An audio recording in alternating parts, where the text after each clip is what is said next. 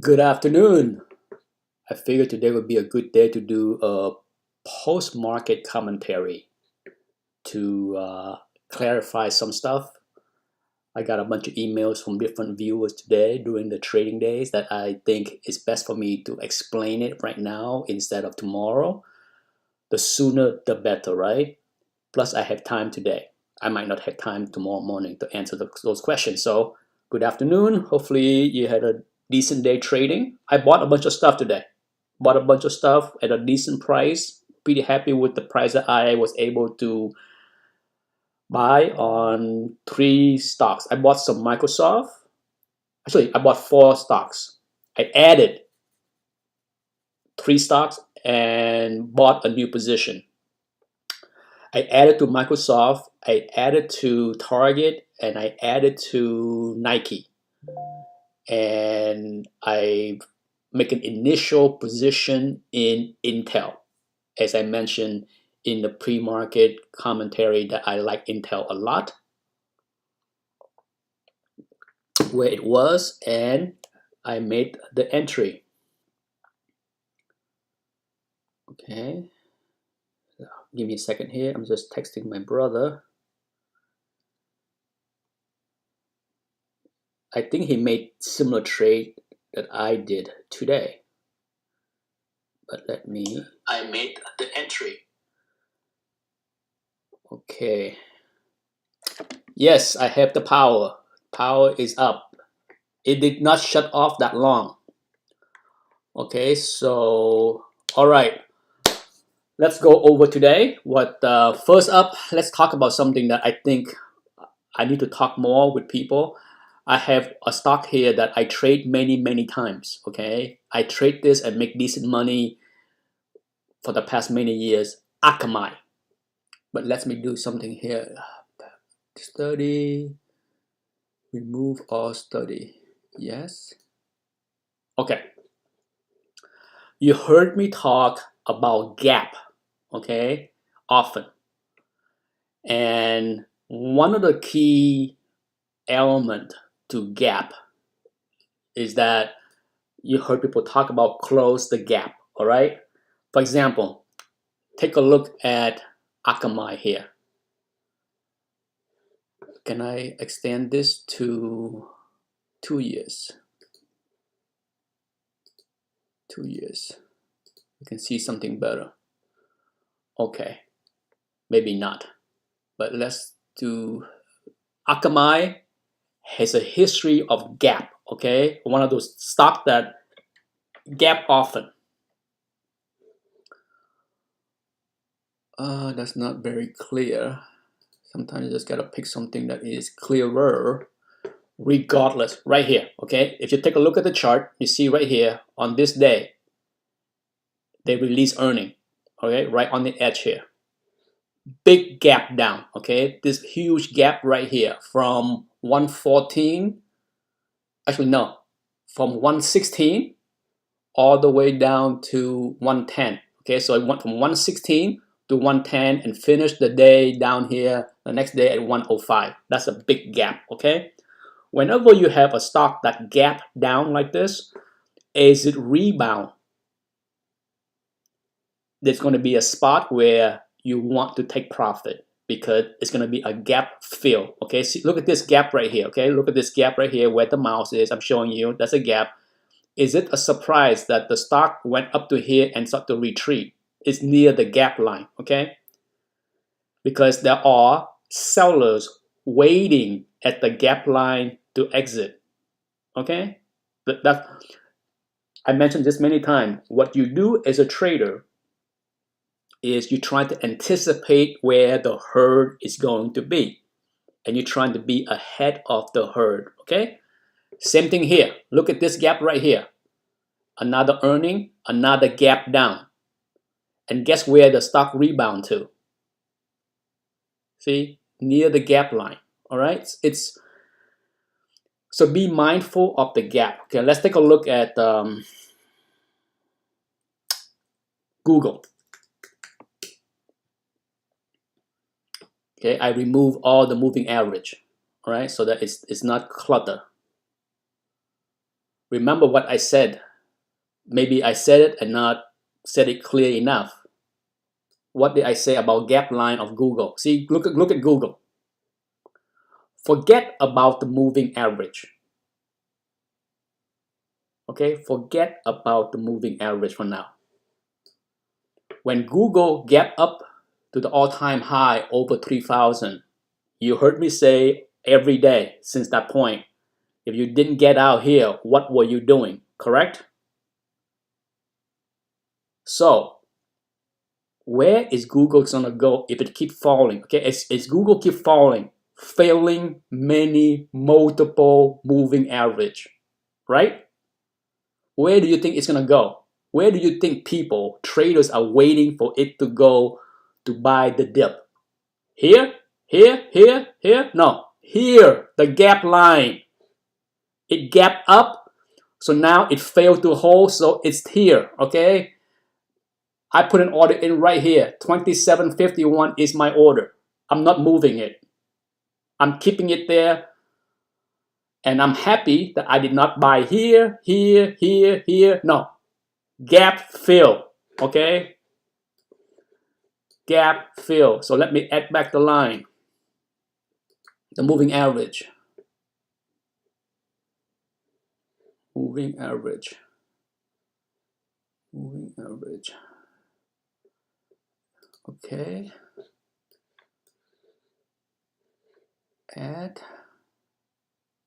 Just look at that. No, I don't want that line. I don't want that moving average. Let me add 30 to chart. Wow.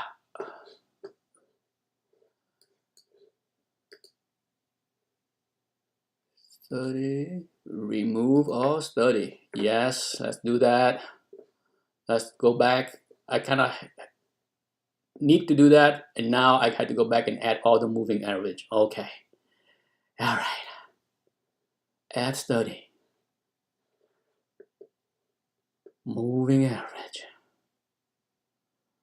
Actually, I should do edit study. Edit study. Here we go. This is better. Simple moving average. Add. Add. Add. Add. Okay, so first up.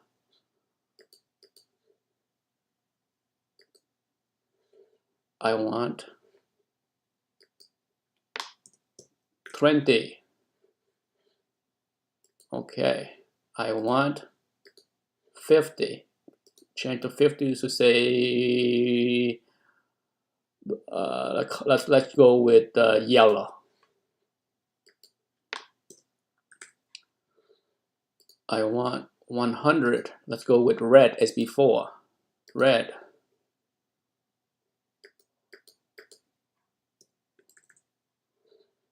Okay, let's go with the 200 as green.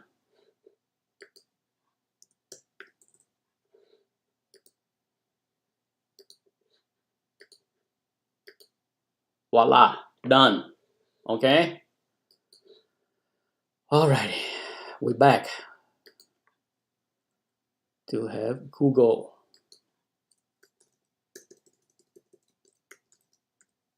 Save that. All right, so as you can see, when as I mentioned, level to level. So when Google failed to hold the all-time high, which was not a surprise, guess what? It need to hold this line. It failed. It need to hold this line. Yes, on Friday, it did hold the line. Okay, it flirted with the 20, the 100. No, actually, it flirted with the 50 and the 100, 50, whatever. It flirted with these two moving average. One of them is the 100. Okay, and today it failed both. All right. Two people emailed me during the day. Should I buy at 2,800? What was my reply? Fill the gap. Okay, do nothing. There is nothing to do. Sure, can the stock bounce tomorrow and go high and you miss a chance to buy at 27.83? Possibly, right? Possibly. I'm not saying that it can't happen, but a big part of trading is about trying to reduce the uncertainty with higher percentage win. Okay, I'm not sure there's a better way for me to articulate that. Okay, so for me right now, it is no good. All right, it's no good here. There is no reason to buy Google right here. Let it prove to you that it can hold the line. It has not proved anything. It has failed 4 days in a row and failed 4 lines. 1, 2, 3, 4, right? 4 level of support it has failed.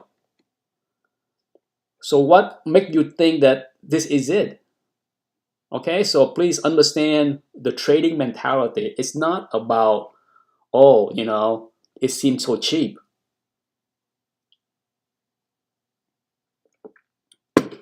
You want to trade with higher certainty. Now, does every gap need to be filled? The answer is no. Okay, let's take a look at a stock where the gap seemed to be not as important. Let's take a look at Nike. You see this right here? Massive gap. Massive. From 134 to 150. Massive. Guess what? Right here was key. Okay, I was watching Nike right here. I remember. And when it failed to hold that gap and start to give back here, I'm just like, oh, maybe it's not going to hold. But guess what? It bounced. Okay, it bounced. So as far as Nike, am I okay buying very small? Yes, I'm buying very small. I'm not buying big here. Yeah, because it has shown that it has not closed the gap before. Okay? It has tested that and it didn't care. Okay? Now, if the market dump 10% for whatever reason, can Nike drop down here and close the gap down at 135? Absolutely, it can happen. Okay? Absolutely. Absolutely, it can happen. So it's still possible. Okay? I'm not saying it can't. Can it go down to, like I said, would I like to buy more Nike at 134, 135? Absolutely. Absolutely. That's why I'm barely has about 25% of my position in Nike. Okay. I want to own 100 shares of Nike. Guess what? I barely have 25 shares. Not a big deal. When it dropped down to here, heck yeah, load the boat. Would I double down Nike down here at 125? Yeah. Then I would go to 200 shares. Okay. So plan ahead on where you want to scale into a position. All right, that's how I look at it. I'm like, well, let's say if Nike decide to take off next week or tomorrow for whatever reason, and I only have 25 share, so be it. I will have 25 share. I will sell at 155 if I could and take the profit. I don't care. Okay, that's how I approach trading. I scale into it with levels in mind, and then I scale out with levels in mind. I don't sit there and try to guess. I try to eliminate as much guesswork as possible. Okay, it's like I said, not every gap need to be filled, but be mindful of the gap. Okay, and right now Google is showing me nothing that it can handle the gap. Let's go to Bitcoin.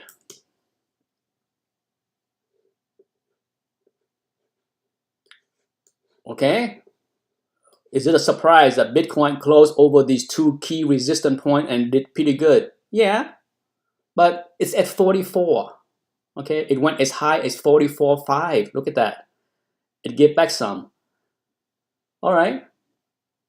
You betcha I'm watching 45.5. Okay, 45.5 is a point that I would not hesitate to pull the trigger to sell what I bought down here at 36 and 39.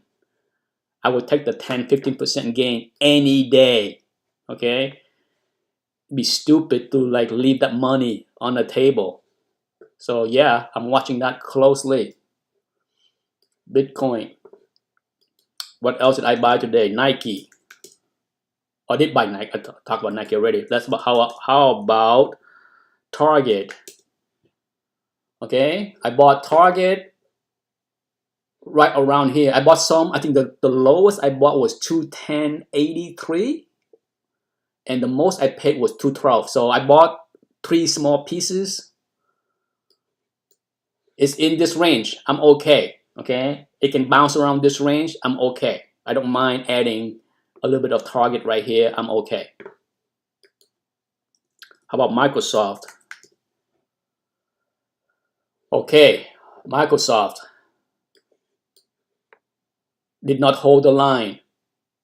I bought some at 300. I wait for 295 to buy more. Okay, I have a plan to buy down here, and of course 280. I have my alert set down here and up there, so there's 2 more spots for me to add a whole lot more Microsoft. I would be fine adding Microsoft. You know how I like to buy things. Good earning, solid projection, good support level near the area. I don't mind adding. When a stock visits the gap line, it is a good spot to buy a little bit. It needs to hold the gap line. Okay, it does not. There's many stock that close the gap and then keep going lower. Here's one that my brother and I bought, and we did lose money here. Look, NVCR. Look at this big nasty gap. Okay, beautiful gap right here. Look at that. From 133 to 180. Can you imagine that big gap? Massive gap. Okay, and for a while, hunky-dory. Massive gap down. My brother and I start to buy right here. Okay, we thought, hey, buying at 132, close the gap right here, right? Look, right here. Safe? You think so? You think this is safe right here? Well, guess what? Say goodbye. The stock went down from 133 to 70 to 60. You see that? Nibble. If you're gonna buy 100 shares of something, your first buy should never be more than 10%. Okay, should not. Because if you're wrong, look at that. It's nasty. Okay, so just because the gap is filled does not mean that it is a spot to go higher. Okay, you play probability. Okay, you play the probability. Sure, the art is with you more so than something like this, but something like this can happen and have happened many, many times.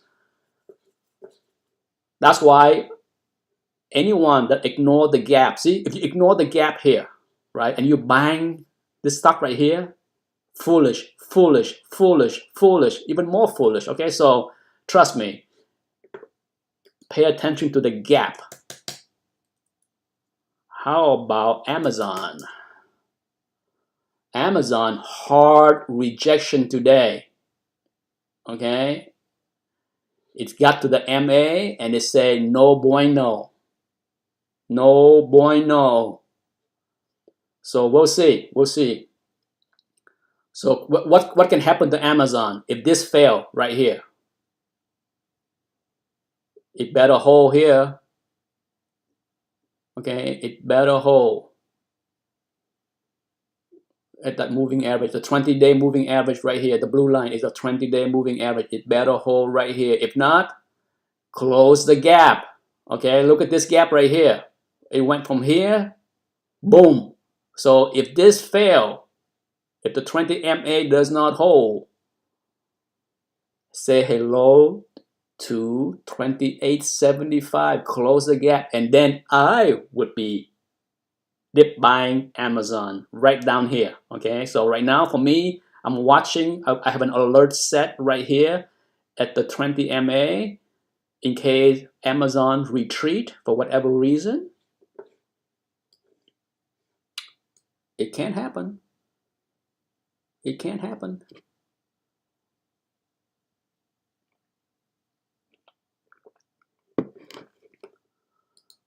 All right, let's see what else. Starbucks, nothing to do today. Still chilling down here. Nothing to do. JPM. JPM is meeting resistant. Okay, so right there, it's a tough spot for JPM. Okay, right here. Yesterday, Friday, it got there, reject. Today, got over, come back, support, looking good. Hold the line. For JPM, please, hold the line. I bought JPM at 149 and lower, so I'm in the money there. Goldman Sachs, doing good. Holding the line, see, holding the line, above the line, it's okay. Keep it there. Nothing to worry there with Goldman Sachs. What else? Here's one I nibble today. AMN. Oh boy. I bought some at 98. 98.6, I think, like around here. I had traded this stock many times. So the last time I bought it was around the same price down here, 96, and then I got out at 102. Okay, I got out right here on this cross right here, and now I'm back at 98. So keep trading.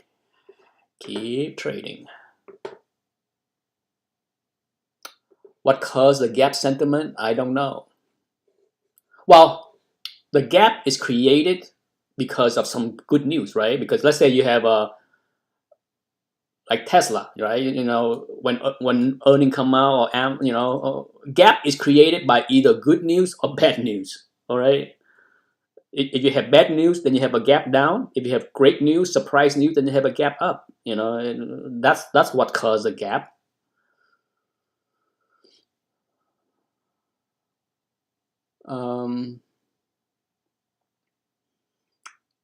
Let's see what else.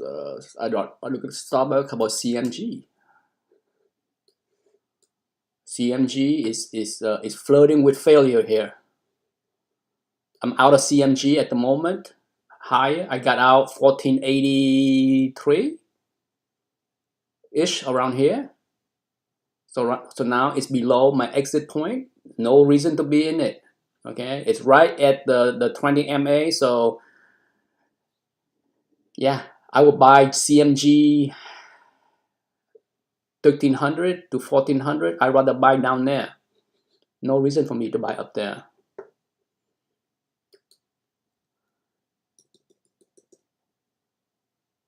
Fear or greed?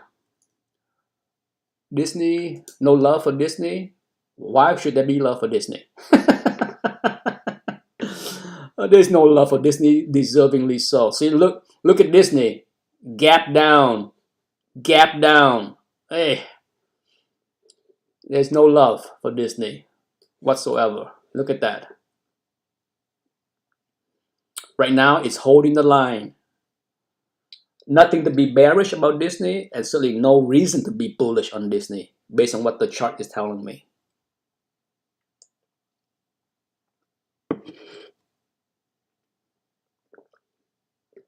It's just an ugly stock, really. You know, there's no reason to be happy with Disney here. Yeah, it's ugly. See, look at Disney, as you point out. It filled the gap. Look at that. Look, see this gap here? See this gap right here? Paul M. Disney gap up. Well, guess what? Say hello to gap fill right here. So if you were smart to watch the chart and see, if you were watching Disney closely and see Disney cascading down, you would be waiting for this spot right here for the gap to fill, to buy Disney at like 128, 129. And if you did, congratulations. Okay? Congratulations to those that pay attention to the gap and bought Disney right on this wick down here. Winning. But now that it's here, meh. See that? You see how the gap play? Don't ignore the gap. Pay attention to the gap. Costco. What's going on with Costco? Not much. Bouncing around here. Unless Costco get down to 506-ish. Me no care. Me no care. Costco. Nothing there. The one that is been strong, Anthem. Yeah, Anthem. UNH. The one that we all miss, Humana. Look at Humana gapping. Holy mackerel. Holy mackerel. Okay, holy mackerel. Yeah. Can this thing go up to the gap fill at 455? Hey, if you long on Humana, man, you want to see this thing gap to the 455 and close that gap. But you better have your stop right here. Okay, your stop should be like right here. Otherwise, it's going to close the gap and you're going to see 408 again.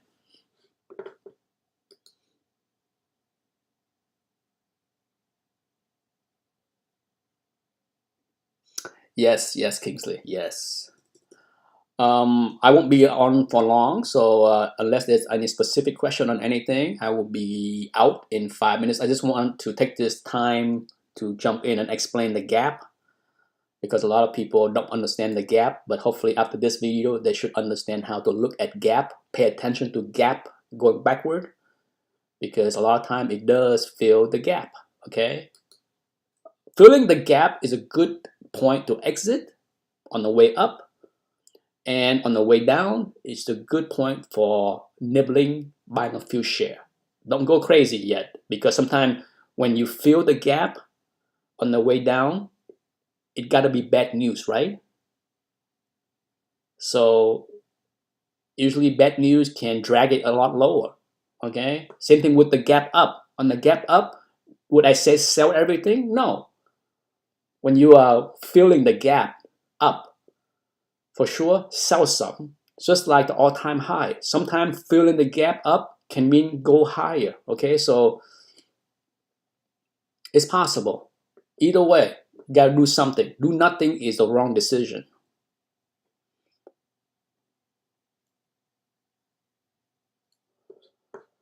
Let's see, what else was I looking at? I was looking at the gold all day, but man, it's still in a spot where I don't want to touch. GDX, no. Silver, no. Qualcomm,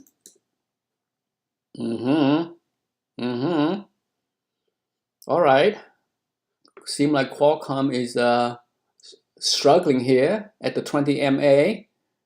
Say hello to 167, 168. I would like to buy it down here. So if I see Qualcomm crashing down here, especially to the 100 MA, oh baby, you want the 100 MA, okay? If the 100 MA fail, then guess what?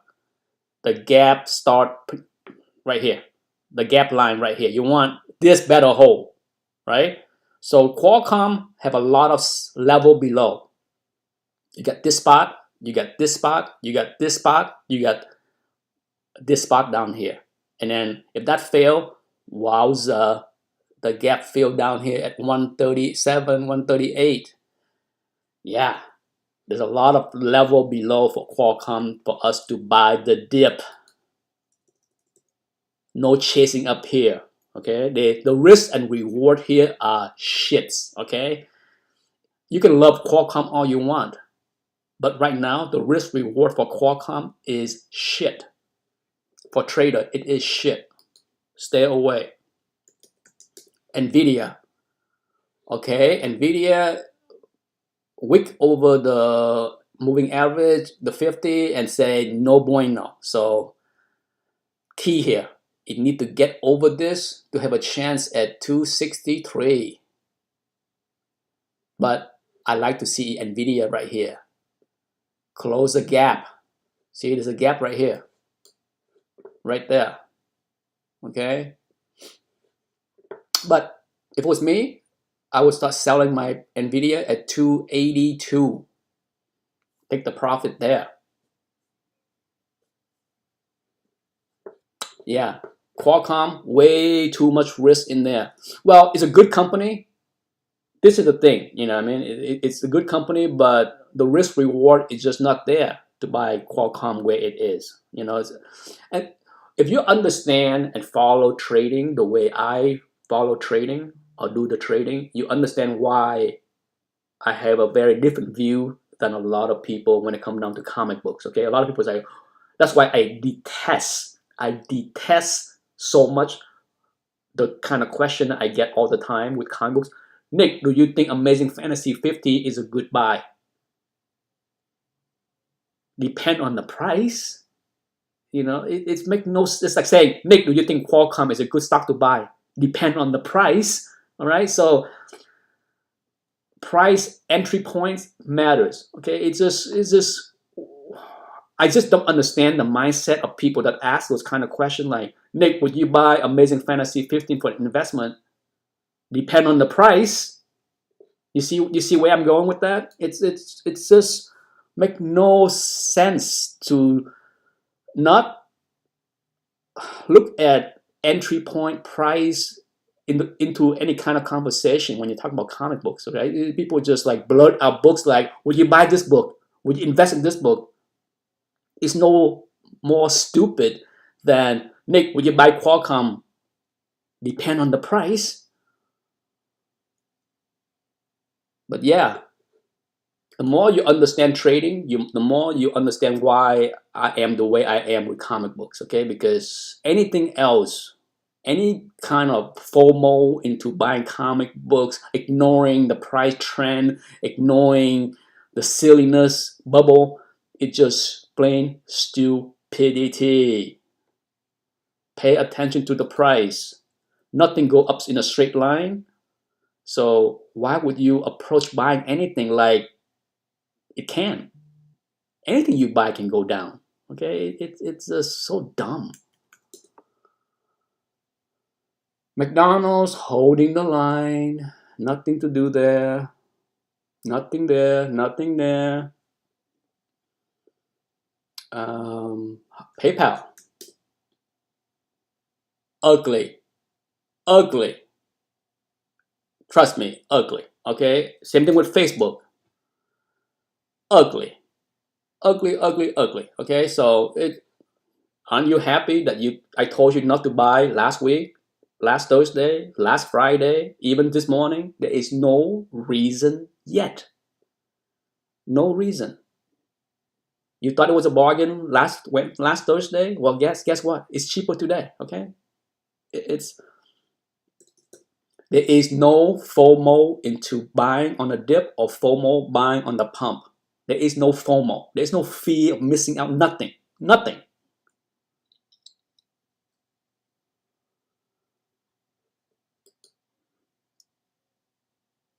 Trust me, if you can learn to be patient, trade as a trader, you will look at comic book entirely differently. Like I am. Okay? I look at comic books no different than a stock. There is no FOMO. Oh, I'm gonna miss out buying Werewolf by Night 32. F no. F no. Okay? F no. Um, is there anything else I need to look at? Oh, how about Netflix? Another one that got beat up so badly. Okay? Oh boy. Oh boy. Yeah. Whatever good feeling you had last week on these 2 days, big pump up from 400 to 450. Oh boy, it gave it all back. We're back where we were. Yikes. So be careful, okay? Would I buy Netflix down here in the 383 range? Yeah, I would. Good risk and reward right here. I wouldn't FOMO into this, okay? Nothing but failure right here. Nothing but failure. Last one, GE. I was watching that, man. My brother and I was talking about this right here when GE tests this point right here, we're just like, man, should we buy some GE? We should have. We should have. Okay. But now it is into a spot where I would say if you had GE, you would want to sell some. But yeah, that was a great spot for GE right there. Home Depot. Yikes. No bueno, Home Depot. Would I buy Home Depot down here at 347? Yeah. Between 345 and 347, I would nibble Home Depot. But until then, nah, no way, no touch. MU. Let's do MU. MU. It's doing okay. What would I do with MU here?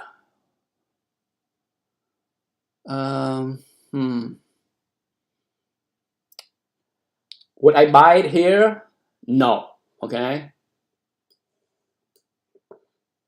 I like to see if I can buy it cheaper between 79 and 80. Yeah. That's the spot. All right. So if Micron come down into like 80 and 79, would I nibble a little bit, make sure that it can hold the line? Yeah. Right now, there's no need to rush into buying MU here. Okay, it can easily go down to 80 and 79 to test those two support. So yeah, since we're talking about that, let's go AMD. AMD, yeah, no bueno here. Okay, it's okay if I hold AMD.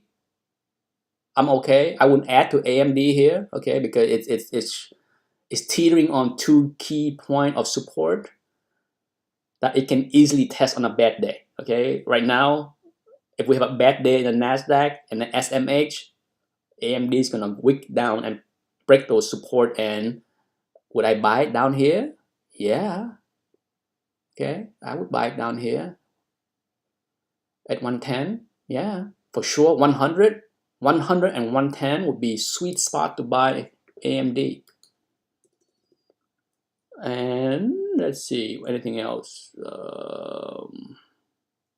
I think that's basically go through the gambit of things that I like to look at. Hopefully I clarify something for some people. And I think that should be it. Thank you for tuning in. Hopefully the quick session was useful. And I will see you tomorrow morning, bright and early, 9 a.m. ish. Thank you for tuning in. Good evening.